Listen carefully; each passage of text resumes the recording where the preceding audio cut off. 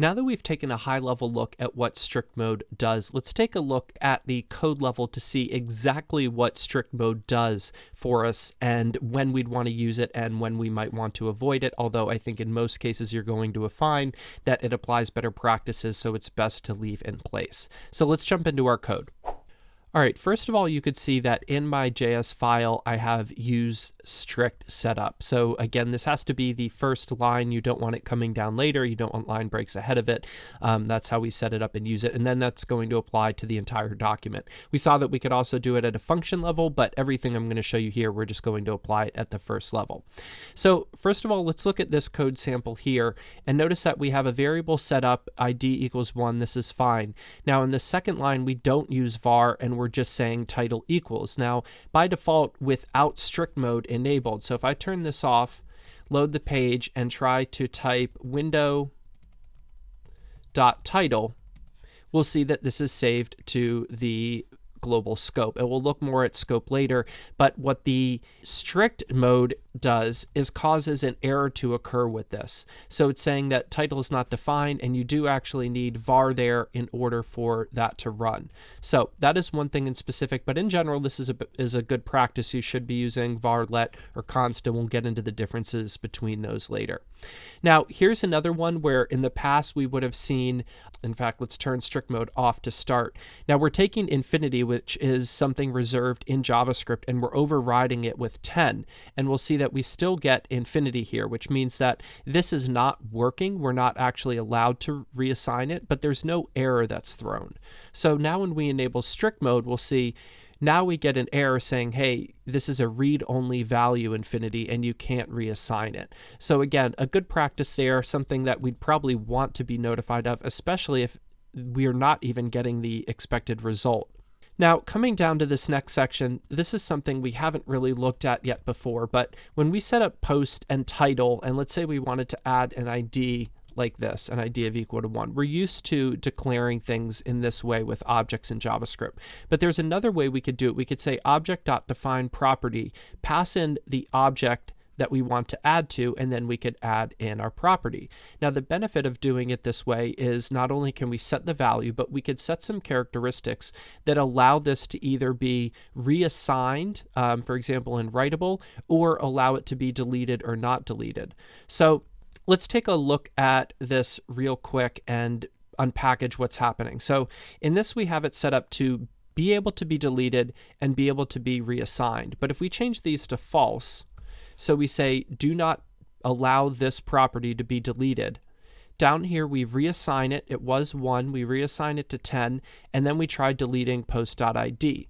If we run this in the browser right now, we're going to say, see, cannot delete property ID of an object. However, if we were to use if we were to take strict mode off, we would see that we get no error, and we see that 10 has been reassigned, but it hasn't been deleted. So what that means is that that's another silent error or silent falling, where there should be an error there because nothing happens and we're not notified of that. So in that case, strict mode is very helpful. And it's also going to apply with, is it able to be rewritten? So in this case, we're saying you cannot rewrite ID, so this should not work. It should just stay as its first value 1. And then when we go to log it out, we see that that same thing happens, but it isn't the expected behavior. So we're going to turn on use strict mode now, and we can see that we get an error. This is a read-only value right here on line 28.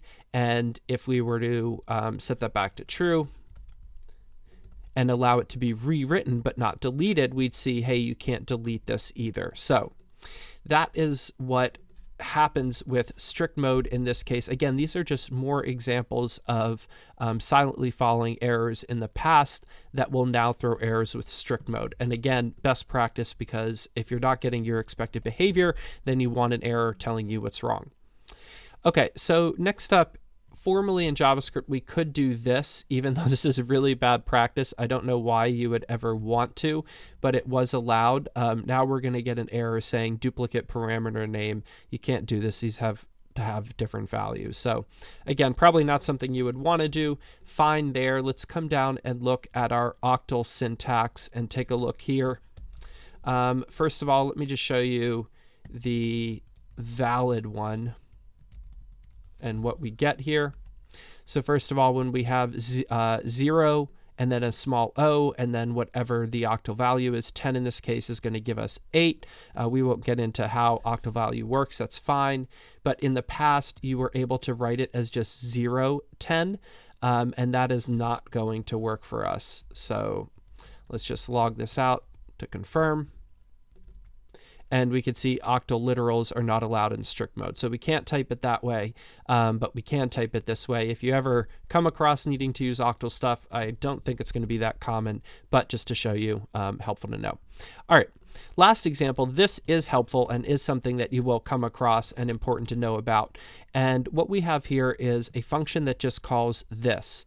And by default, this, which is something we'll look at later, refers to the global scope, and that is without strict mode. However, with strict mode, this is not going to do anything unless it is properly bound or used in a different context than just referring to the global scope. So if I refresh this, it's going to give us undefined here, and if I were to turn strict mode off, you'd see then it refers to the window object. So any variable and other things that are stored up there in the global scope, we would have access to. So we said that in some ways this is trying to make JavaScript a bit more secure to not allow for reference to the global object. It's also, in case you might have messed up and you're doing this by accident, you want to get undefined instead of the window object so that you know that what you were expecting isn't there and not getting the window object by accident and having to do something with that that's not going to work in your code. So these are some specific examples of how strict mode will affect your code. Again, I think besides the window object with this and the needing to declare vars, you're not going to see too much else, and I would suggest beginning to use it. So at this point, you can play with these different files or examples within this file, turn things on and off, play around. But in general, this should give you a pretty good idea that this is something you do want to be using. In most cases, it's just practical stuff that you're going to be doing anyways, and you do want to see errors for if something's missing. And then in some cases, it's more obscure stuff that you probably won't be using too often.